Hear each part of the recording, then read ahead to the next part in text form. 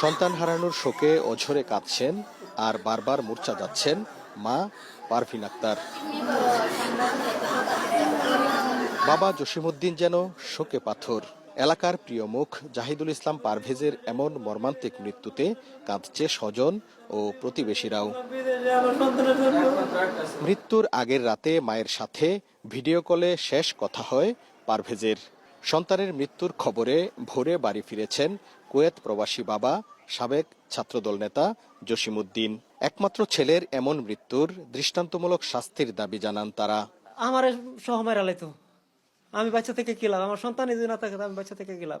একটা হাত তো ভেঙে দিত, দুইটা হাত তো ভেঙে দিত, খালি মুগ্ধ আমার সাথে কথা বললে আমার আব্বা করে ডাক দিত, আমি আব্বা ডাকটা শুনতাম। আমার সন্তান আমার জানা আমার সন্তানকে হত্যা করছে, আমার ছেলেকে হত্যা করছে, তাদের আমি দৃষ্টান্তমূলক শাস্তি চাই।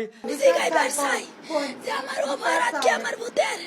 আমার কি অপরাধ? আমার ভূতেরে মারছে, এখন আমার সামনে আনো।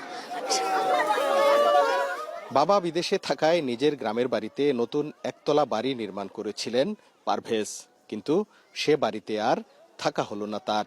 ছাত্রদল কর্মী পারভেজের মৃত্যুর খবরে ভালুকার বিরুনিয়া ইউনিয়নের কাইচান গ্রামে ভিড় করেছেন বিভিন্ন শ্রেণী পেশার মানুষ। যারা এই ঘটনা ঘটাইছে এবং হত্যা করছে তাদের সুষ্ঠু বিচার যাতে হয়। লেখাপড়া করতো, সে বিএনপি রাজনীতির সাথে জড়িত ছিল, তার আব্বু বিএনপি রাজনীতির সাথে জড়িত।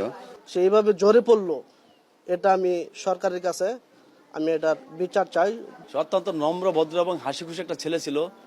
তার মৃত্যু যেন আমার মাথার উপর আকাশ ভেঙে পড়েছে, বলার মতো ভাষা নেই। প্রাইমেশিয়া বিশ্ববিদ্যালয়ের টেক্সটাইল বিভাগের ষষ্ঠ সেমিস্টারের শিক্ষার্থী ছিল পারভেজ। শনিবার বিকেলে রাজধানীর বনানীতে বিশ্ববিদ্যালয়ের সামনে তাকে প্রকাশ্যে ছুরিকাঘাত করে হত্যা করে দুর্বৃত্তরা। হারুনুর রশিদ, এখন, ময়মনসিংহ।